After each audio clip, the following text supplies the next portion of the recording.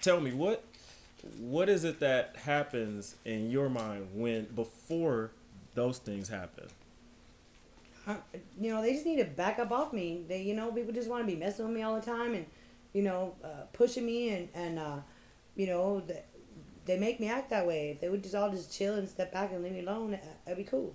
So they make you act that way. Pretty much, yeah. Okay. People just need to stay out of my way and, quit telling me what to do. Okay. Wow.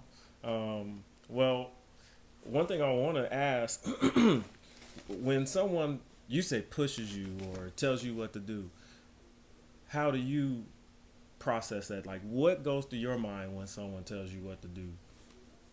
Um, I don't know. If it just feels like they're coming at me. Like they're like wanting to attack me or something. Like Oh, I feel okay. like I gotta defend myself. Okay, defend yourself. Mm. Okay. So in a sense, what I'm getting from you maybe is you may feel disrespected or. Oh yeah. Okay. Yeah. Okay.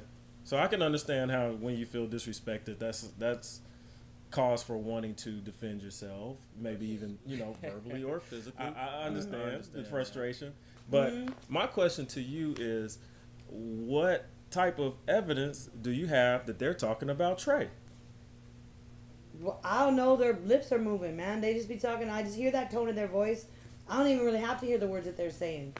The way they're looking at me and just like kind of like that. I don't know. I just feels like they're talking about me. Okay.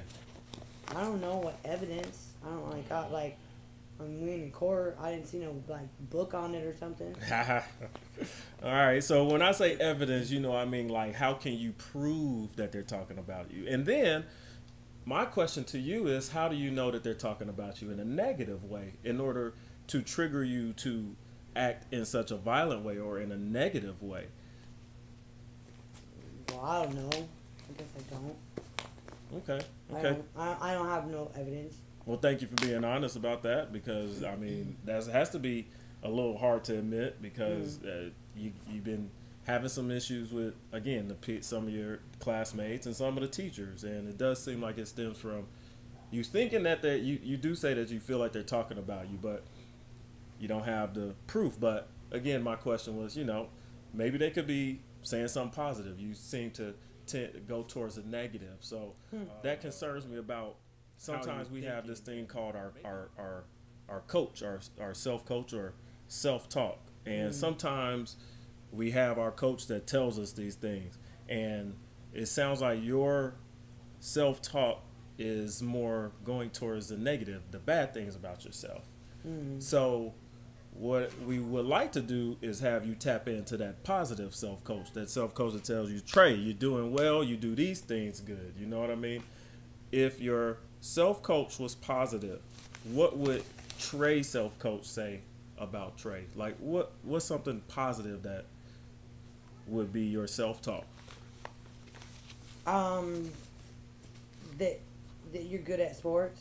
All right. And yes you are.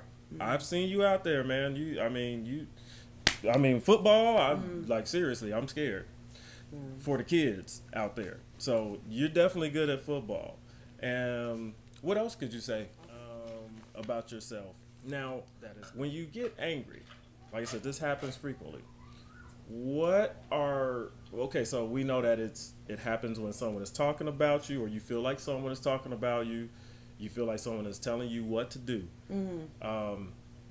When that happens, what are some of the things your body tells you? Because I know, like for me, when I get angry, sometimes I get the sweating. That's why I wear like that super deodorant, like the thick stuff, and make sure like if I get upset, like I'm not pouring down the side. So I know that about myself when I get angry.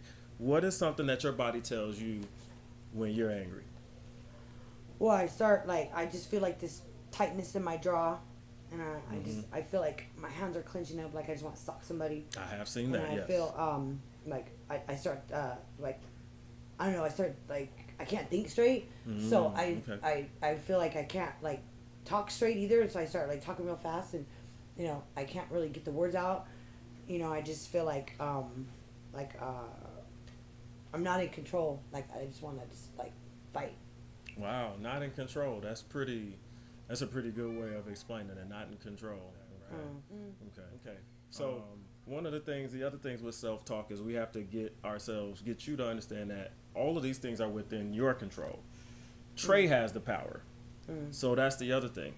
If Trey has the power to control those body cues, those behaviors, those thoughts, Trey can control the outcomes. So again, you're looking at, because of some of those behaviors that follow from those thoughts, those feelings, you're looking at the fights and the thing, and like you said, punching people in the face. So what would be, and now using the positive, the positive coach, the positive self-talk,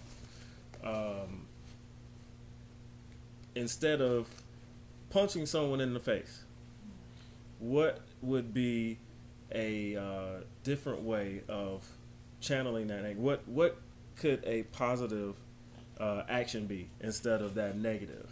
If you start feeling those negative thoughts. Well, I guess I could just walk away. It'd be hard. Wow, that's a good yes. Or like just leave the room. Like, I don't know. It seems like it happens a lot in class, so and it causes a big old scene. But if I could talk to the teacher beforehand and tell her, hey, if I feel like I'm starting to get angry and I want to say something or do something that I shouldn't, maybe like allowing me 5 minutes to get up and maybe go to the restroom, or like just remove myself from the classroom, because man, I really don't like getting in trouble. I don't. No one does, and I agree with that. Yes, no, you don't like getting in trouble. Not a lot of people like getting in trouble, so I want to help you with that.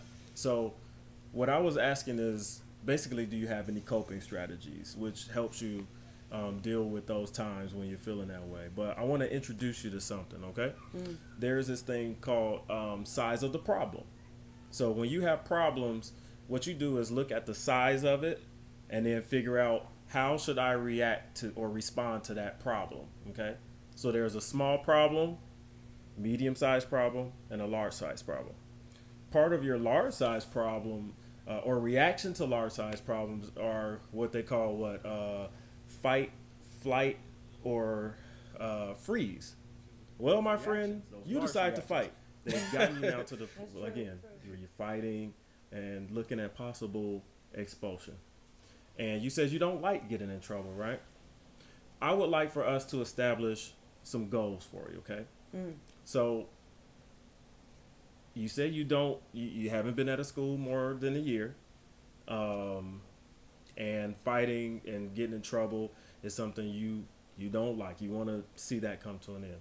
So what will be a goal that you and I can agree on, that I can help you with? But I want you to tell me, what would be one of your goals for yourself from this point?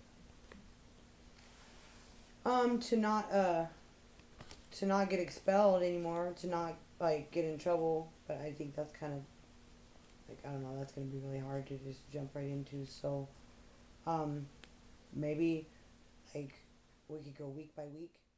Okay.